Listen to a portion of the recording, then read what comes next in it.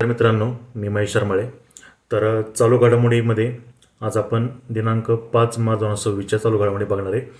तर या चालू घडामोडी पोलीस भरती, त्यानंतर सरळ सेवा भरती, त्यानंतर हायकोर्ट भरती, या ज्या काही सर्व एक्झाम आहेत MPSC, त्या सर्वांसाठी महत्त्वाचे आहेत. त्यामुळे सर्व तुम्ही नोट डाऊन करत चला. तर बघा, पहिली घडामोडी दिसतं तुम्हाला इथं की माया युवनाते यांची BJPकडून राज्यसेवेसाठी उमेदवारी त्यांना जाहीर झालेली. तर त्या एवढ्या IMP काय आहेत तर बघा, तर त्या नागपूरच्या या काय होत्या तर पहिल्या आदिवासी महापौर होत्या त्यामुळं त्या चर्चेमध्ये आहे. आता अशा प्रकारचे प्रश्न आपल्याला पोलीस भरतीला पाहायला भेटतात. समजा तुम्ही नागपूरला फॉर्म भरला असेल तर तुम्हाला याच्यावरती 100% प्रश्न येऊ शकतो की माया युवनाते यांच्याविषयी, की त्या नागपूरच्या पहिल्या आदिवासी महापौर होत्या. ओके, चला पुढचं. त्यानंतर बघा, सध्या युद्ध चालू आहे. इराण, इस्रायल, अमेरिका यांचं युद्ध चालू आहे. तर त्यामध्ये एक सामुद्रधुनी चर्चेमध्ये आलेली, कोणती? होर्मुझ सामुद्रधुनी.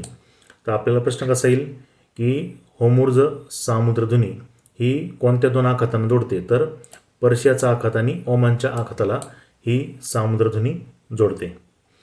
त्यानंतर पुढची चालू घडामोडी, खनिज तेलाचे साठे सर्वात जास्त जगामध्ये कोणाकडे आहेत?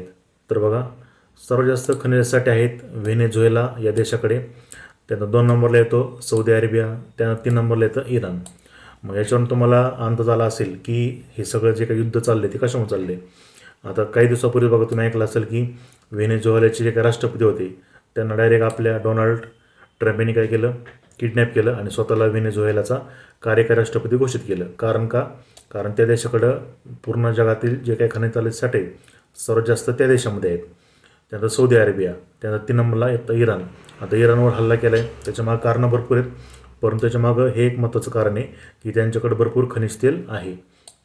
मग सध्या त्या कारणामुळं किंवा त्यासाठी हे सर्व युद्ध वगैरे चालू आहे. तर आपल्याला फक्त लक्षात ठेवायचं आहे की खनिज तेलाचे साठे हे सर्वात जास्त कुठं आहेत तर व्हेनेझुएलामध्ये आहेत. त्यानंतर 4 मार्च हा दिवस राष्ट्रीय सुरक्षा दिवस म्हणून साजरा केला जातो.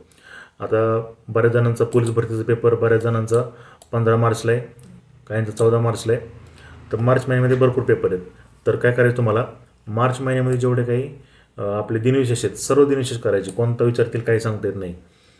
जास्त फेमस 8 मार्च आपला ही जागतिक महिला दिन, तर तो येण्याची शक्यता जास्त आहे. परंतु तरीसुद्धा सेफ्टीसाठी सगळे जे काही महत्त्वाचे दिनविशेष आहेत ते सर्व तुम्हाला करून ठेवायचे. बघा, त्यानंतर पुढचं VIMP ऑपरेशन रोहरिंग लायन. तर हे ऑपरेशन कुणी केलं तर इस्रायलने इराणवरती जो हल्ला केला तर ते हल्ल्याला त्यांनी काय नाव दिलं होतं? ऑपरेशन रोहरिंग लायन, गर्जना करणारा सिंह, अशा टाईपचं त्यांनी ऑपरेशनला नाव दिलं होतं. त्यानंतर बघा, राष्ट्रीय आरोग्य मेळा 2026मध्ये जीवन गौरव सन्मान हा पुरस्कार कोणाला देण्यात आला? तर राष्ट्रीय आरोग्य मेळा 2026मध्ये हा पुरस्कार देण्यात आला देवेंद्र त्रिगुणा यांना हा पुरस्कार देण्यात आला. त्यानंतर बदललेली नावं, तर माउंट आबू, तर याचं आता नवीन नाव काय तर अबुराज. माउंट आबू हे याचं नवीन नाव काय आता तर अबुराज. तर या महत्त्वाच्या चालू घडामोडी होत्या. तर मला आता तुम्ही कमेंट करून सांगायचं आहे की माउंट आबू हे कोणत्या राज्यामध्ये आहे. आणि अशाच आपल्या चालू घडामोडी जर तुम्हाला पाहिजे असतील तर आपल्या चॅनलला सबस्क्राईब करा. आपल्या चॅनलवरती भरपूर काही कंटेंट आहे ते तुम्ही बघू शकता, पोलीस भरतीचा असेल किंवा बाकीच्या भरतीसुद्धा. आणि जर तुम्हाला याच्यामध्ये काय सुधारणा वगैरे पाहिजे असेल तर त्यासुद्धा तुम्ही कमेंट करा की सर आम्हाला असं पाहिजे तसं पाहिजे, तर त्याचा नक्की विचार केला जाईल. आणि व्हिडिओ आवडला तर तुम्ही जास्तीत जास्त शेअर करा, लाईक करा आणि सबस्क्राईब करा. धन्यवाद.